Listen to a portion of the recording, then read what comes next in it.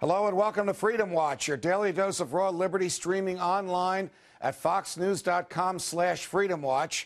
I'm Judge Andrew Napolitano here defending freedom, defending your natural rights, and defending your right to have a government that stays within the confines of the Constitution.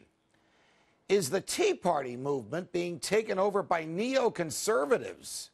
If you recall, the movement originally began as a grassroots revolution in support of Congressman Ron Paul and his ideas about constitutional government not too long ago in 2007. Since then, and more recently, the Tea Party movement has taken on a life of its own. It is still a populist uprising against the establishment. But now certain political parties are attempting to control it, to benefit themselves and their candidates, and to use it as a tool against their opponents. Congressman Paul is not happy by some in the Tea Party movement and some Tea Party Republicans he's facing in his own upcoming election. He's also unhappy with the latest from the Federal Reserve. Who wouldn't be? Are you ready for this? Should the central bank be bailing out Greece?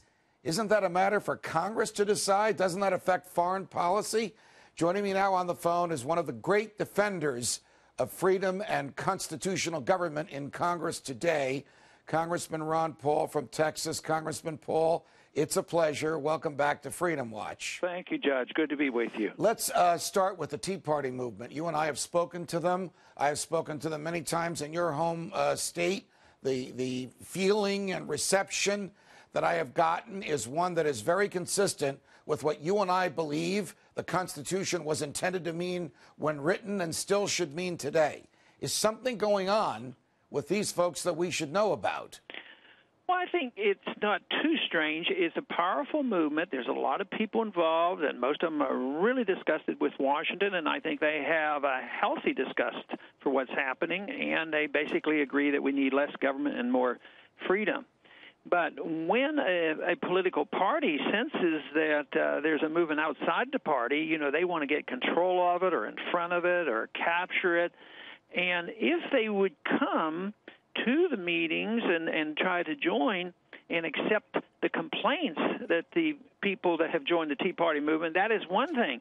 But if they come with the idea that, oh, well, we want you to bend a little bit and become, say, more Republican, you have to be more conventional, you shouldn't be so hardcore, you shouldn't be against these wars, and, you know, you should be in favor of torture and even assassination in order to be part of it, I see that as an infiltration of ideas. But I still think the people involved are basically there for the right reason, and I think they're sorting out what they believe in, and I hope you and I can continue to help influence them into thinking what is right and just and why freedom works, rather than saying that we have to slip back in the old ways and accept the old-fashioned ideas that have been failing this country for so long. All right, well, I agree with you, and as you know, because you and I have discussed this, I have walked out among the people at these gatherings. The biggest one to which I spoke was in Fort Worth, Texas, to 25,000 people. And they asked profound questions about the Constitution. Mm-hmm. And when I explained to them things that were done in the Bush administration, a lot of these people are former Republicans who had no idea about torture,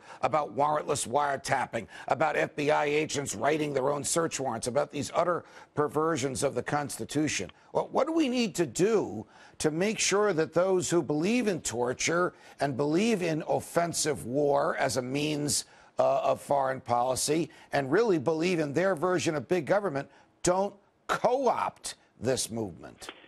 Well, I guess one day at a time and one mind at a time, and you certainly reach a lot of people with sound thinking on these issues. So I think it's a battle of ideas. It's ideological. I don't think it is a partisan issue at all. But you're right. A lot of the people haven't thought these things through.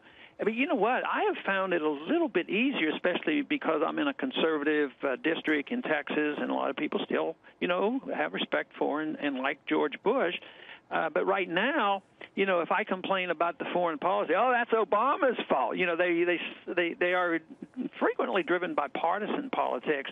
But I think they're more open for the old right position, you know, the conservative position, that there's no reason in the world why conservatives can't believe in civil liberties, and why, you know, it used to be the Robert Taft people, the old right Republicans who were the great opponents to war, and now it's been shifted where the Republicans are identified more with war, but it looks like both parties are war parties. Is the way I see it. I would defy anybody to point out to me any significant difference between the Obama foreign policy and the Bush foreign policies, basically doing the same thing. They just have a different tone, use different words, and have different public attitudes about it. 57 drones to assassinate people in Pakistan, 150,000 troops on the ground in Afghanistan, defending secret trials, defending the state secrets doctrine, defending keeping people in jails in Guantanamo Bay and even in the United States without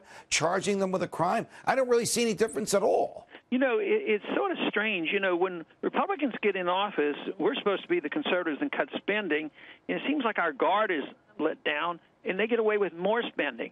But then when the Democrats get in and they claim they're going to cut back on the war and some of this militarism, they actually do more of it. You know, I don't think he's backed off at all. So this is why I've more or less come to the conclusion that at the upper levels, there's not a significant difference between, you know, the two parties. But I think this is why there's a Tea Party group out there. I think they're recognizing this, and they're sick and tired of it. Both are spending too much money, and both, you know, promote the big government programs. Right. I agree with you. And the Tea Party movement is still a wealth of opportunity for people like you and me who believe that the government has to stay within the confines of the Constitution. Switching gears before I let you go, this is almost farcical. There are 600,000 public employees in Greece that are on strike. So it's no wonder the government doesn't work. Should we be bailing them out? And even if we should that decision be made by the Federal Reserve or by the Congress? No, we shouldn't. And if the system really worked, it's the American people that should help make this decision through their members of Congress. But, you know, I said something about this the other day. I don't have proof. You may have some proof of it. But I don't doubt for 1 second that our government is involved in these negotiations, and they're international. And I believe this is one reason they don't want us ever to know what kind of agreements they make internationally. That's one of their strongest points. They're resisting strenuously that Congress never knows the agreements with international governments, other central banks. They can make loans, they can make guarantees, and I think they're all colluding together. And that's the last thing the American people want right now, and that's the last thing that we need. We've gone, you know, there's been enough bailing out of Wall Street and the big companies and all. So hopefully we can wise up here pretty soon. I'll bet you a nice lunch in Lake Jackson, Texas, that the next time you ask Ben Bernanke, how much money did you give to the Greek Central Bank in February 2010, he won't answer.